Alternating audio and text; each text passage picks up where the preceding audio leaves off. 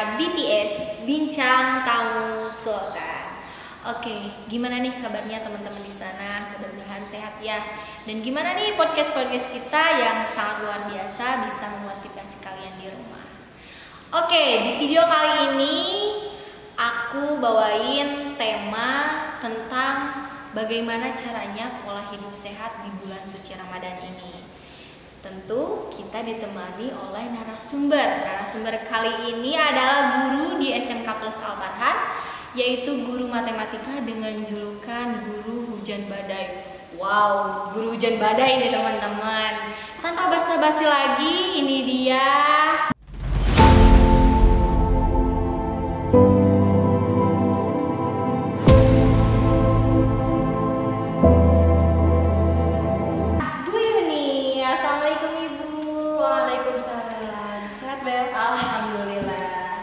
Oke, sekedar informasi karena kita ini sebagai alumni SMK Plus Al-Farhan, saya tahun 2019 dan saya tahun 2016. Nah, jadi aku manggilnya Teteh.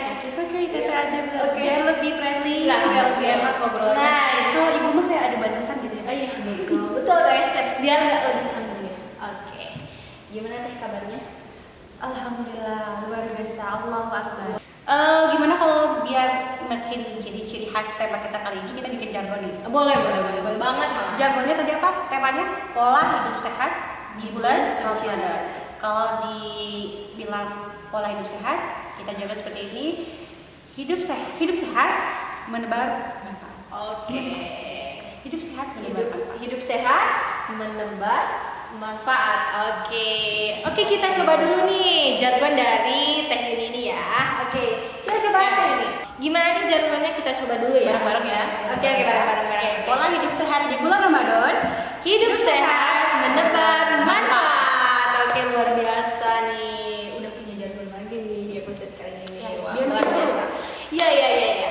Gimana nih? Kita ngobrol-ngobrol dulu ya. Kehidupan Teteh sekarang gimana nih? Ada acara apa gitu? Teteh lagi ngerjain apa gitu? Kebetulan sekarang di sekolah lagi ada persiapan akreditasi ya. Jadi ya tiap hari nyicil gitu ya. Kalau biasanya kita nyicil bikin RPP dan sebagainya, itu tentang dokumentasi atau mungkin perangkat pembelajaran. Iya. Lagi sibuk sekarang. Jadi sibuk Sama juga. bisnis juga. Wah, alhamdulillah ya. Alhamdulillah. Sekalian promosi dong. Promosi boleh? Boleh Boleh ya. Follow ya akunnya @hadiahstar. Oke. Semua koleksi, perlengkapan muslim, fashion dan sebagainya banyak. Oke, jadi nanti kalian bisa langsung cek aja apanya IG-nya? Yes. IG-nya di @hadiahstar. Oke, nanti kita cantumin IG-nya di bawah sini ya. Oke. Jadi gimana nih? Kita lanjut aja nih ke tema kali ini, yaitu mengatur pola hidup sehat di bulan suci Ramadan. Ada nggak cerita tentang pola hidup sehat Teteh ini? Oke, mungkin karena sebelumnya saya ucapkan terima kasih dulu sama Bella dan juga tim di sini, juga sekolah SMK Plus Al-Farhan. Saya diberi kesempatan untuk bisa bergabung ya di acara bincang tema Sultan di acara bulan Ramadan ini. Terima kasih, sangat saya apresiasi. Dan mungkin sebelumnya saya cerita dulu ya, karena ini berkaitan dengan pola hidup sehat di bulan Ramadan gitu. Sebelumnya, 1 bulan sebelum Ramadan itu saya sempat ngalamin yang namanya shock. Wow. Shocknya kenapa? Kenapa tuh? Waktu itu saya cek ke dokter gitu ya. Cek ke dokter, ternyata kolesterol saya tinggi gitu. Ya. Tinggi banget. Tinggi banget.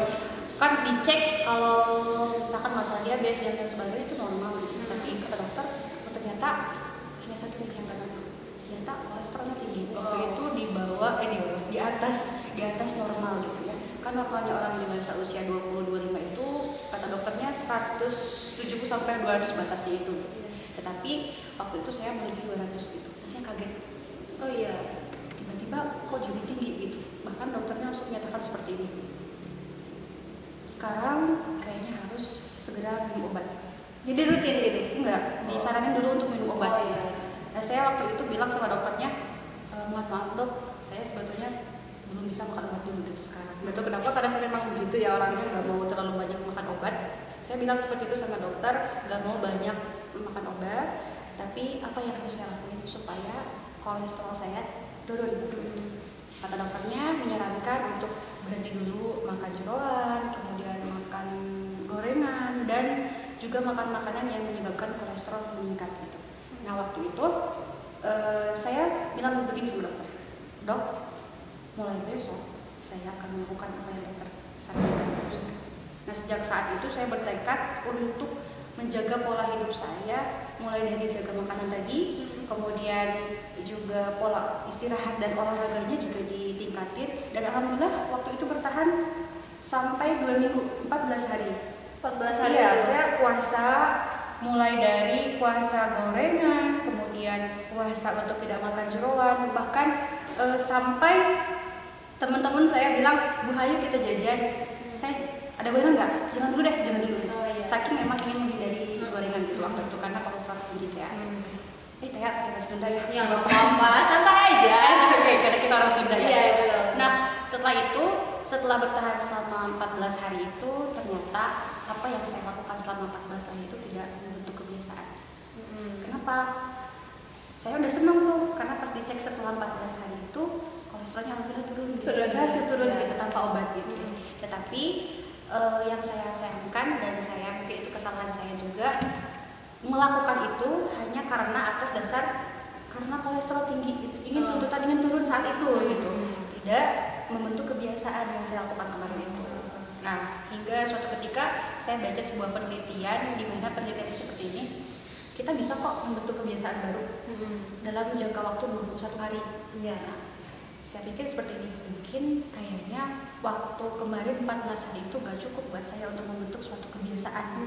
Akhirnya saya pikir kayaknya saya harus membutuhkan waktu yang agak banyak untuk bisa membentuk kebiasaan. Nah, kan 1 bulan lagi mau Ramadan waktu itu. Saya bertekad, ya ini Ramadan saatnya saya menerapkan pola hidup sehat kembali gitu. Mulai dari yang tadi dilakuin puasa gorengan dan sebagainya. Nah, qadarullahnya kemarin subuh saya dapat chat, Bu bisa nggak ngisi materi? Saya bingung gitu ya, ngisi materi apa gitu, tiba-tiba disuruh ngisi materi. Ternyata pas dicek isian temanya itu tentang pola hidup sehat di bulan Ramadan. Saya kaget bukan karena disuruh ngisi materi, tapi kagetnya kenapa? Ternyata ini loh pola hidup sehat di bulan Ramadan ini yang lagi saya perjuangkan. Oh ternyata ini. Oh iya, terkoneksi gitu. Ya betul ya. Kalau dalam bahasa magnet rezekinya mau kita tuh sudah terkoneksi satu sama lain. Alhamdulillah ya, segala sesuatu udah direncanain sama Allah ya. Iya, Kita juga duduk di sini kan ada rencana dari rencana Allah Subhanahu wa taala ya betul. Tugas kita ingin menjalankan peran sebaik mungkin dan husnudzon dengan apa yang Allah berikan kepada kita. Iya betul itu. Jadi berarti ada dong tips buat kita nih cara mengatur pola hidup sehat di bulan suci Ramadan ini. Banyak tips itu sebetulnya ya. Kalau Bella nih ya, searching misalkan di Google, di search engine lain, mungkin keywordnya pola hidup sehat di bulan Ramadan. Semua itu datanya sudah ada dari awal link sampai akhir, itu semua isinya sudah ada. Iya betul. Mulai dari misalkan pola tidur, kemudian pola aktivitas, pola makan, pola minum, itu ada semua datanya. Kita tahu ilmunya gitu dari Google dan sebagainya. Tapi apa yang sulit? Apa tuh? Apa yang sulit? Yang sulit adalah aksi nyatanya. Betul. Itu kan. Betul. Yang susah itu adalah kita prakteknya. Kita tahu ilmunya, tahu banyak pengetahuannya tentang pola hidup sehat, tapi prakteknya enggak. Iya betul sekali itu. Berarti pola hidup sehat ini nantinya bakal impact setelah Ramadannya itu bakal impact. Iya. Justru kan Ramadan itu justru jadikan sebagai latihan buat membentuk kebiasaan tadi teh. Iya. Selama yang saya bilang tadi 21 hari. Sebetulnya banyak penelitian lain yang menyebutkan tentang perubahan untuk menjadi kebiasaan itu banyak sebetulnya. Cuman saya kemarin bacanya dari 21 hari gitu dan ingin diterapkan di bulan Ramadan ini gitu. Nah, mudah-mudahan teman-teman semua di sini juga bisa melakukan itu. Kita sama-sama belajar. Oke. Jadi sekarang kita masuk tipsnya nih dari Bu Yuni buat kita pendengar, termasuk saya sendiri ya, karena saya juga suka banget sama gorengan itu.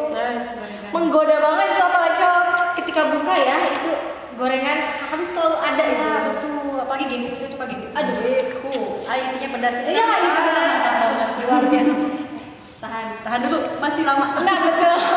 Masih lama. Oke. Jadi gimana nih Teh tipsnya? Kalau bahas tips mungkin ya tadi sudah banyak. Tapi saya punya 4 tahapan untuk bisa sampai ke Saya punya 4 tahapan untuk bisa mendukung kita menambah konsistensi kita dalam membentuk pola hidup baru di bulan Ramadan ini. Nah, tapi sebelum itu saya mau bertanya dulu nih sama Bella. Dalam 1 tahun kan kita ada berapa bulan?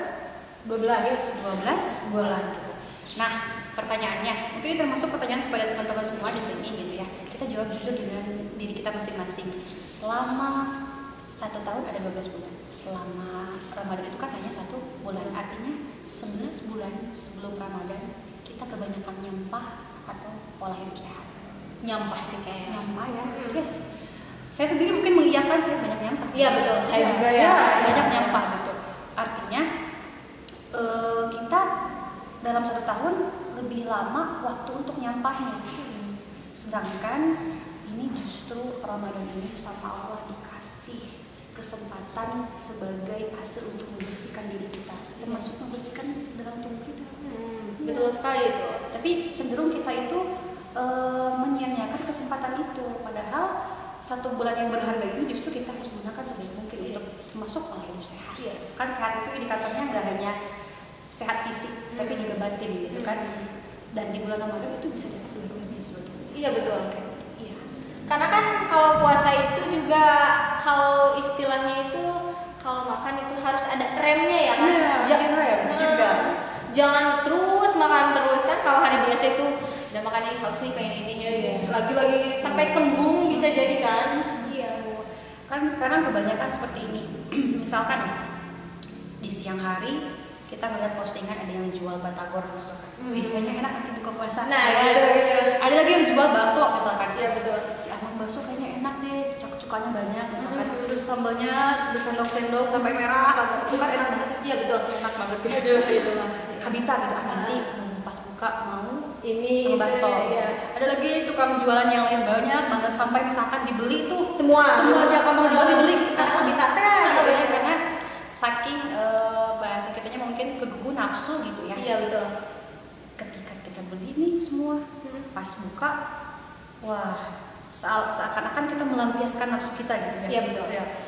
Kita nahan haus, nahan lapar gitu. Pas ketika buka langsung sekaligus makan ini, makan itu, makan gorengan terus dibuka secara berlebihan. Padahal kan saat iftar itu atau saat buka puasa itu kita harus pelan-pelan, nggak boleh langsung semuanya dimakan gitu ya. Kita punya kapasitas, perut juga pasti kaget. Iya betul. Karena kan seharian lapar dan sebagainya. Nah di sana justru itu latihan kita supaya bisa mengerem ya tadi, mengerem supaya kita tidak terlalu membawa nafsu.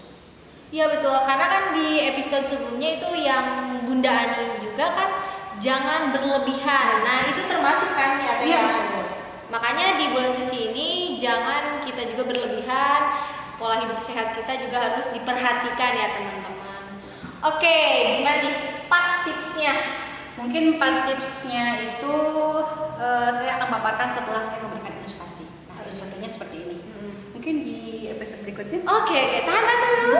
Kita ilustrasi dan juga kita tahan dulu ya sebentar. Kita lanjut di episode berikutnya. Bye bye.